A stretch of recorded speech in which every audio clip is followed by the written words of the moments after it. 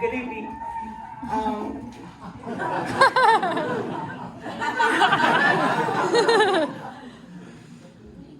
I always forget about that.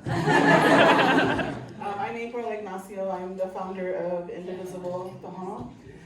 We are a grassroots, community-based organization founded on the Tohono Nation almost immediately after Trump was elected. And so I have been asked to come and talk a little bit about what we do and why we do what we do. And so thank you for giving me this platform to talk about some of the issues that are important to us. And this land is very beautiful. I had a really nice drive in, and then I started to get a little worried because there was nothing but nothing.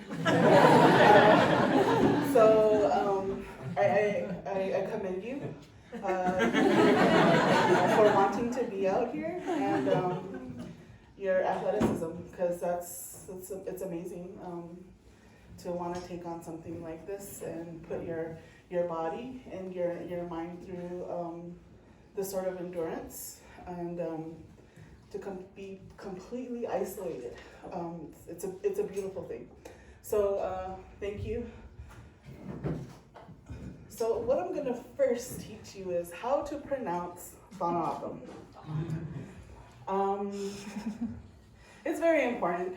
I think that a lot of times they seem like afterthoughts, but this is who we are, and so we've heard it all, but I want to at least give you this gift to be able to say our tribe correctly. So don't repeat after me until I tell you. So the formal pronunciation is Tohono. Okay, so that would be like New Orleans. Nobody says New Orleans, they say Nolens, right? So we commonly pronounce it Tohono. So I'm going to teach you how to say how it's commonly pronounced, but formally it's Tohono. And so keep that in mind. This is written in our language. We have our own spelling, but when you look at Tohono, you want to say it the way phonetically as in the English language, as if that's the only language that exists. So Tohono meaning desert, Autumn meaning people, person. So desert people. So I'm going to take you through this exercise, okay? Thaw, like you're gonna thaw a piece of chicken. Nah, I don't want none. Aw, look at my thumb. Okay? That's the easiest way that I can teach you how to say this. Okay, I'm gonna do it one more time, and then you'll repeat after me. Thaw. Thaw. Whoa. Always one. Or two. Thaw. Na. Aw. Thumb. Are you ready? Yeah. Thaw. Na. Aw. Thumb. Thaw. Na. Thumb. Thaw. Na. Thumb. Thaw. Na. Thumb. Got it? Tohono. So put it all together. Tohono. Good job.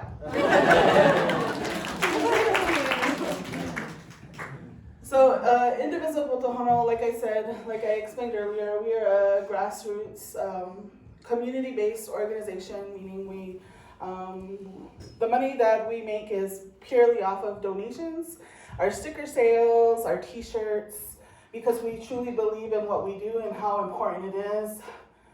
We actually all have jobs, and so we don't really have time to set up a nonprofit. We have families. I have 5 children of my own, And so it's extremely difficult to try to carry on the task or even want to take on the task of creating an actual nonprofit organization that would eventually take us away from our focus, and that is to resist through civic engagement beyond voting. So we believe that voting is the least you can do, but become completely civically engaged and understanding the issues that affect the community that you live in are far more important than you and your own ego. So we take a very different approach, and we just turned 3 on Tuesday, and so it's just been an amazing ride. So the reason why I'm showing our logo to you is because I want you to understand why our logo is so special to us. So Indivisible Tohono, we were founded by 4 women. And traditionally, in our culture, the men would always lead any type of ceremony, any type of song and dance. But here on our logo, you'll see that there are 2 women here, 2 women leading, and 2 women who are ending our circle. And that's just a way for us to completely acknowledge the 4 women who we're all friends, we're all girlfriends, we're homegirls, and we made a commitment to each other that we would stay friends even through the journeys, and that our friendship was more important than the politics. And so you can see that this logo has the state of Arizona, and the man in the maze here is both in Mexico and in Arizona, and that's just, again, to reaffirm that we didn't cross the border crossed us. And in our legends and our stories, the hummingbird, like a lot of indigenous people in this area, the hummingbird is always regarded as the tiniest but the bravest. And so because we are such a small group, it was fitting that we would also include the hummingbird as a part of who we are. And then with the Oya, because of where we live, water is life. And so protecting all of these elements, and they coexist together.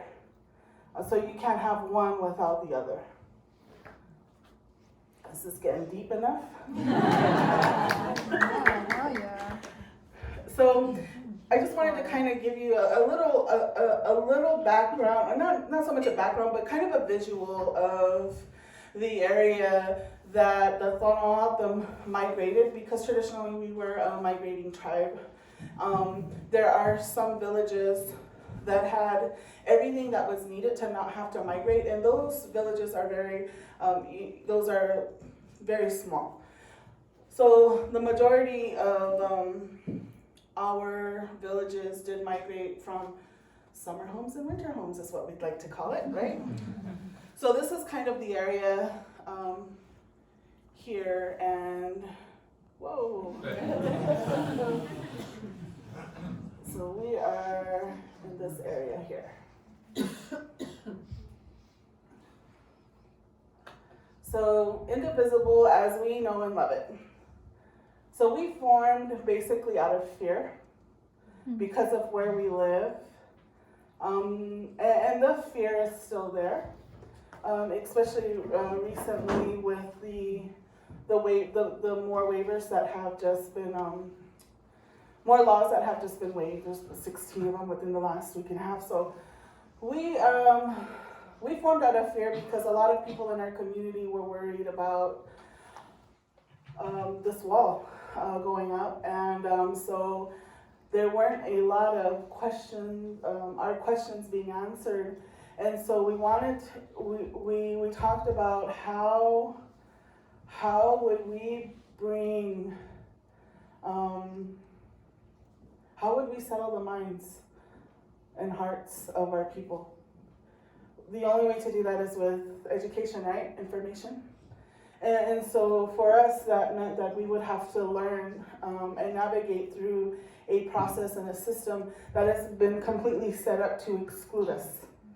And so it was learning about these waivers. It was learning about these environmental impacts that maybe often most people don't pay attention to because it doesn't affect them directly. But we know that because of where we live on Federal Reserve.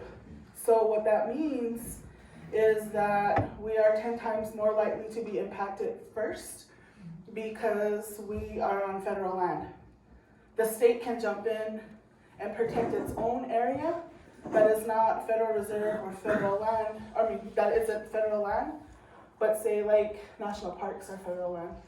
So those are impacted quicker. And then because of where we live, because we are not a treaty tribe. And so there are no really laws protecting us. Our tribe was actually signed by Congress. We are an executive order tribe. And so we've basically been navigating through this system, learning and teaching each other and teaching ourselves. However, there was this Indivisible guide, that was kind of getting passed around. And so we took a look at it. And we started to mirror a lot of we felt like we could use a lot of what Indivisible Guide was putting out there to organize ourselves. There are a lot of things that we can't use because we have to teach our own people too. I guess you could say that we were a little bit more motivated than a lot of other people where we live because we were worried about them. So we believe in building relationships. We believe in having a relationship with our chairman's office and with our tribal council. And we try to do things to not piss them off because we believe that if we can provide information to them in a way that helps them as elected officials be held accountable to our people, it's about settling the hearts and minds. And so we saw that wasn't happening. And so we felt like it's really easy to be angry. I mean, I know there's a lot of white people in here that are probably still pissed off about the 2016 election. I mean, I'm still pissed off about it. But how does that help us? So this is a constant argument in our group of like wanting to do the right thing and keeping our egos out of it has been a very tough struggle, but luckily we've held it together. So we have a core group of 10 individuals, and we're mothers, fathers, teachers, a couple of students. So this is where we're coming from.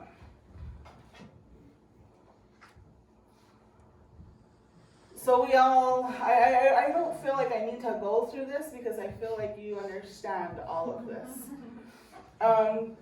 But because Trump was appealing to his base, that in itself created the fear in our community that we didn't know how to navigate through it. It was still very new to us. But we can't pretend that it was always that this was the first time that this was happening, because this actually started years ago. But I don't know if it's the Democrat in me that wants to believe that it wasn't that way. My being naive, not knowing, not having access to information, or maybe not having the resource to learn these things.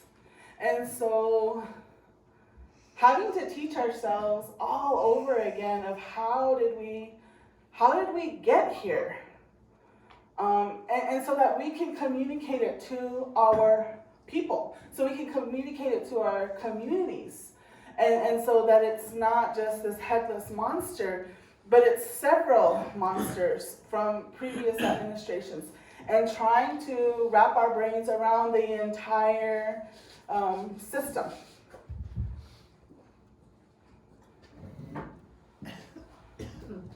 So where we live, in order to leave, I went through the checkpoint here. It's really small compared to the ones on our res. I would consider the checkpoint in Patagonia? Yeah, north of San I would consider that actually a temporary checkpoint. Like you could pack that shit up in one day and get the fuck out. But here, you see how much more effort has been put into a more permanent checkpoint. And so in order to leave the nation, these are our checkpoints.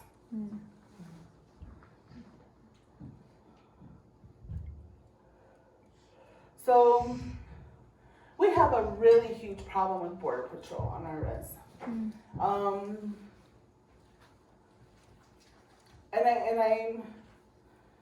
I guess I'm at that point of where it's just really aggravating, to constantly Border Patrol.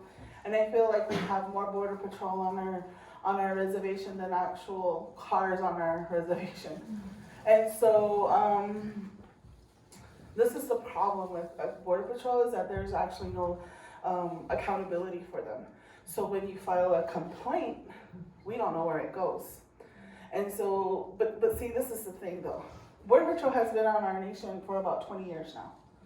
We still don't know how many complaints are actually launched every single month by our own people. They don't know. We don't know. And so because of that lack of accountability, it becomes more of sport for a lot of agents. It's really hard to even give agents respect, and it's really hard for me to say that because I understand that this is a profession. But I also feel like there's other fucking things you could do with your life. So I'm not trying to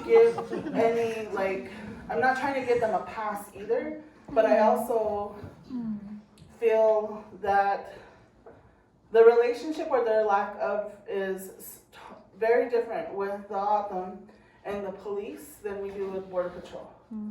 So, and what I mean by that is that I would say 75% of police officers on the nation are Tohono. They're from our community. We know them. We went to school with them. Their children go to school. They're in the public school. So they are like a part of the family. We call the police on the Border Patrol. So it's a very unique relationship that community members have with police, and it's unique in that we don't often see that with law enforcement.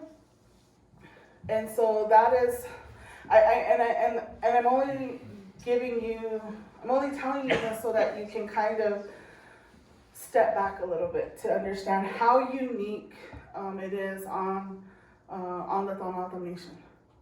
That Border Patrol is so hated there that we call the police on the Border Patrol. Like it's encouraged. It's encouraged when you're being pulled over. Because Border Patrol can't do traffic. They're not authorized to do traffic stops. And so this is what is explained in community meetings.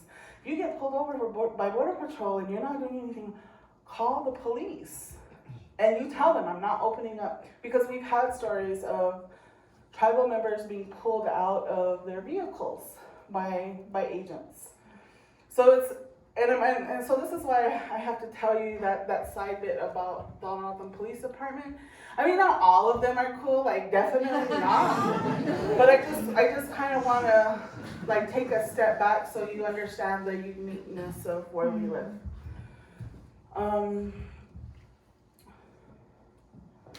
So with Indivisible Tohono, you know, for us, it goes back to building relationships and start teaching about civic engagement and what we can do. And so last year we celebrated our very first LGBTQ plus event. Like, that's insane, right? But this is where we are, and it's these small strides that we are taking to ensure that we're providing information, we're providing resources, you know, and bringing the community together so that they know that there is a support system for them for whatever they want to do.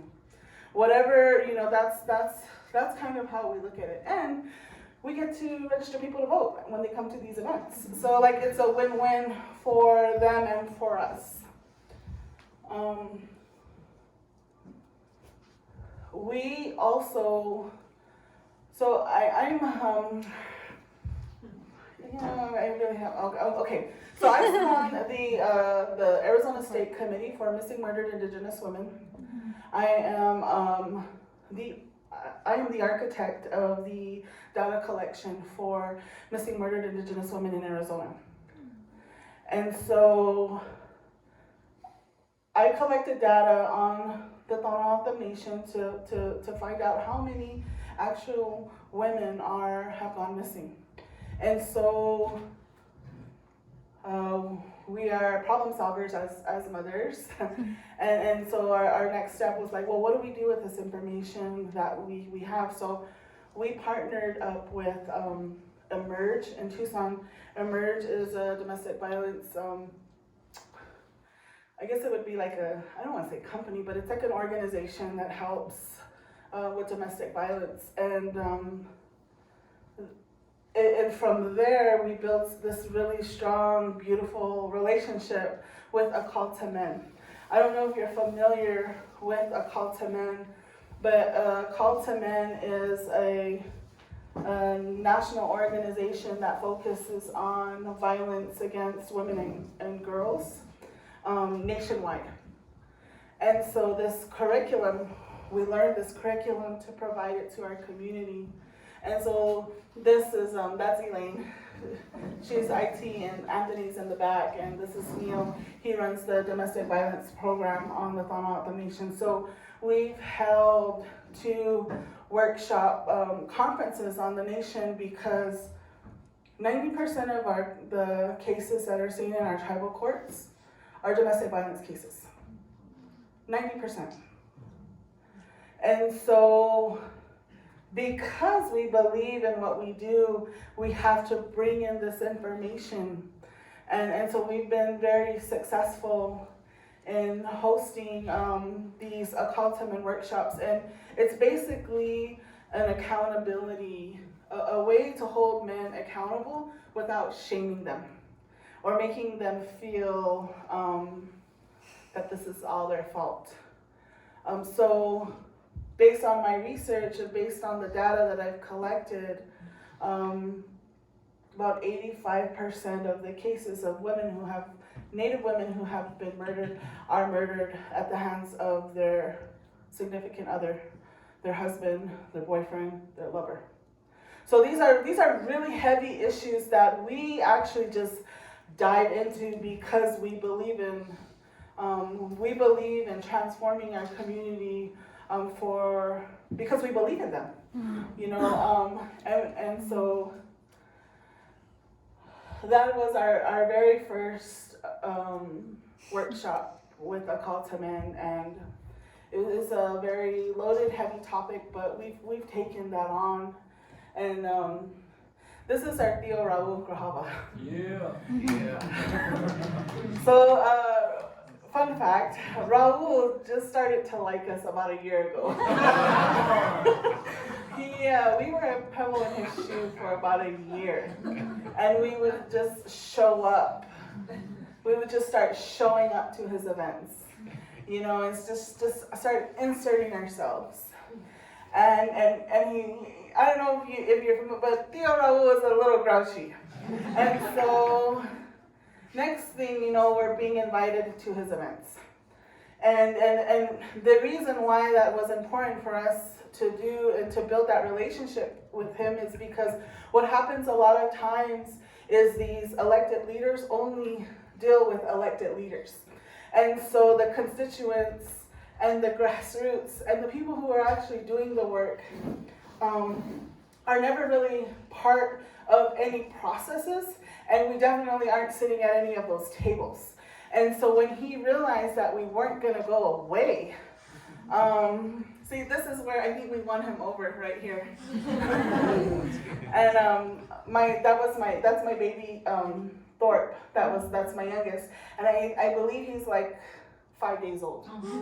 And so he was hosting a health forum, and because how critical healthcare is for tribal nations and the lack of, it was important for us to be there.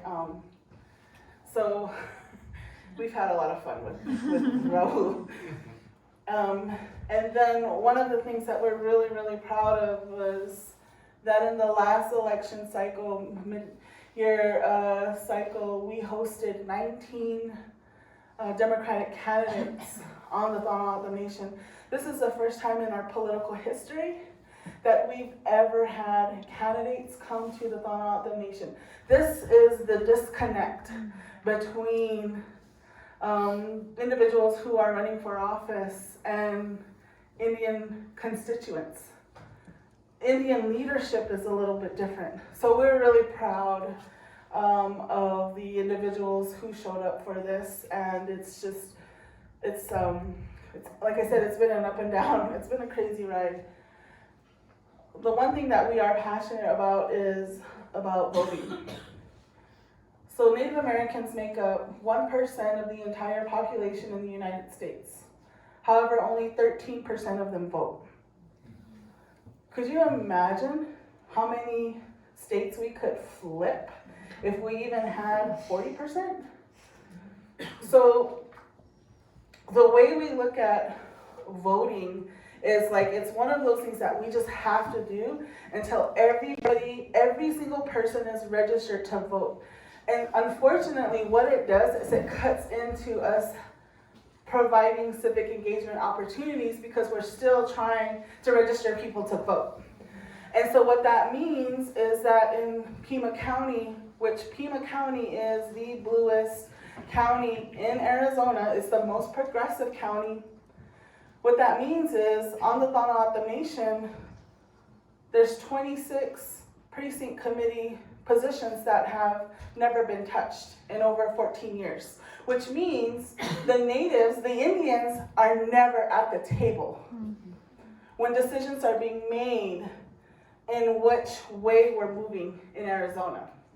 So we look at all of these, and this is what we nerd out to.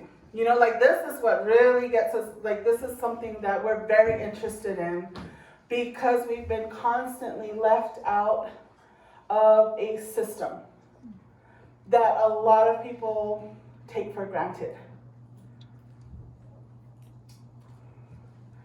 And so the reason why we do this is because the future depends, our future depends on whether we are engaged, civically engaged or not. It's just been one of those, we spoke it into existence, and here we're still here. And we're still friends, if you can believe that. You know, like we still very much support each other. So much so that the video that I showed you at the very beginning of this presentation, the woman who was screaming, you know, Indigenous coming through, her name is Gabriela Cáceres Kelly. She's running for Pima County Recorder. If she wins, it would mean the Indians will be in charge of how elections are done for the first time in history across the United States.